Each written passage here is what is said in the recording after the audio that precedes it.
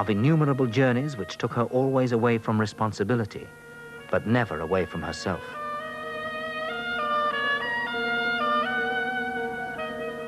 In the years to come, the young Rudolf was to suffer more than anyone from the absence of his mother. So alike in temperament, she was the one person who could have understood and helped him in the difficult years ahead. Meanwhile, Franz Joseph was being threatened from yet another direction. The man was Bismarck, unscrupulous statesman of genius. The country was Prussia, the largest and most powerful of a tangle of independent German states, whose princes traditionally owed allegiance to the emperor in Vienna. Bismarck's dream was a unified Germany, excluding Austria, under the Prussian king, Wilhelm I. For 4 years, he worked with ruthless skill and determination to maneuver Austria into war. When it came, the old Austria, which had given birth to Haydn's national hymn, was to sink beneath the superior firepower and Spartan vitality of a modern state. And that state, with the same ruthless drive that it later employed to dominate Europe, transformed Haydn's tender anthem into Deutschland über alles.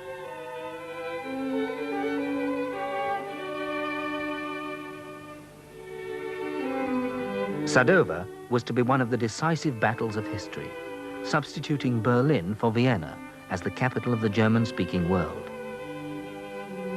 Already, Austria had lost 30,000 men in 5 days.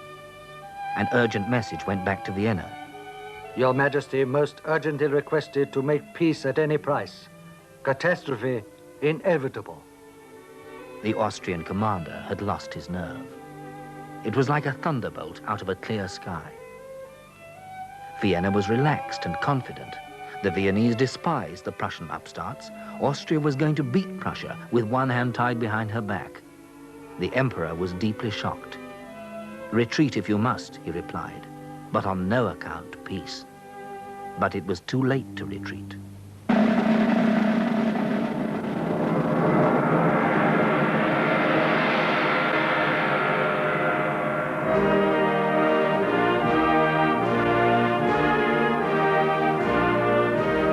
The battle impact of the two great armies was appalling. In the last dreadful half hour alone, Austria lost 300 officers and 10,000 men.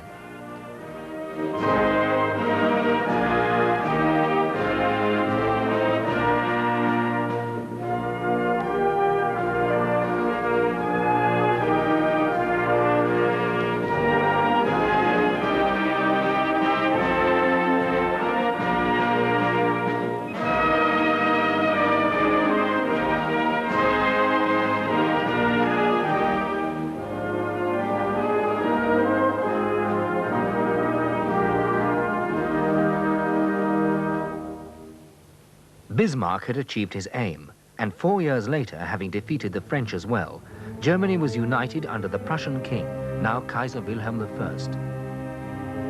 Bismarck the warrior then gave place to Bismarck the statesman. He needed Austria as a future ally, and had therefore left her intact. Elizabeth behaved in this time of crisis like an empress.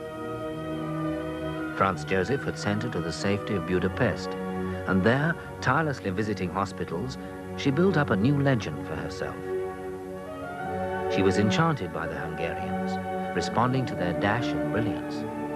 But Franz Joseph himself was wrestling with a formidable Hungarian, Ferenc Deák, a born statesman of great vision and wisdom, who slowly convinced a reluctant but humbled emperor of the necessity for Hungary's equality with Austria.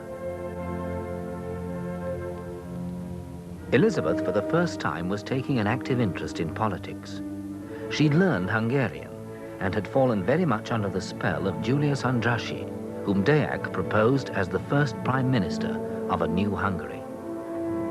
And so the celebrated compromise came about, turning the empire into a dual monarchy, with Franz Joseph as Emperor of Austria and King of Hungary.